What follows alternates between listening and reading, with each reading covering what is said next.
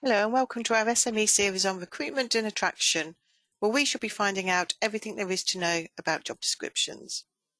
This episode is just one of many which forms part of our wider series looking at the employee life cycle within an SME business. So let's begin by defining what a job description is. Well, a job description, as the name indicates, describes the work which the job holder has to carry out. It outlines tasks and duties, as well as responsibilities. But most importantly, it's a crucial document in the employment relationship. But why is it an important document for the employment relationship? Well, it's a starting point in recruitment by helping you to focus on what the job holder is required to do. It also provides candidates with a good picture of the job, enabling them to judge whether it's really of interest to them or not. They can be used to support the induction period to ensure that a new recruit understands what's expected of them and that nothing is overlooked.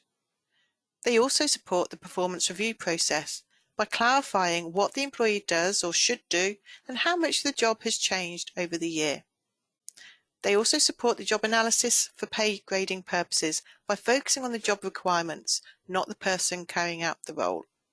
And finally, they reduce the risk of discrimination by helping you to focus on the job and the skills necessary to perform the job rather than the person carrying it out. So who gets involved in writing the job descriptions? Let's take a look. So first of all, you'd normally see managers taking an active part in developing or amending the job description. This is important because they'll have a very good understanding of the job, the individual functions of it, and how the role supports the overall purpose of the business. If you have a HR team, they can assist the business in creating job descriptions and supporting line managers too. And finally, a really important contribution is to seek the employee's own input. A process which involves both the manager and employee will provide a more accurate and objective view of the job. So how do you approach pulling a job description together? What techniques do you use for analysing the job? Well, there are several to consider. Observations, which are the most straightforward. You get to see the job being carried out and you can seek clarification from the job holder about what is entailed. Work diaries are also useful as you can get the post holder to keep a record of their activities over a period of time. You can also use interviews, either unstructured interviews where you ask the job holder to explain their role, or a more structured format using relevant pre-prepared questions. And finally, questionnaires, where you ask the job holder to list their regular tasks and duties and then assign approximate percentages of time against each.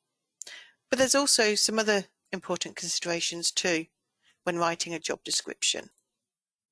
So when writing job descriptions, use simple, clear and concise language, choosing words with single meaning if possible, and where words have more than one meaning, provide examples or explanations. And the most important consideration is to not use language or terminology that could be discriminatory. For example, a job title such as storeman could suggest that the post holder should be male. But what about the format of a job description?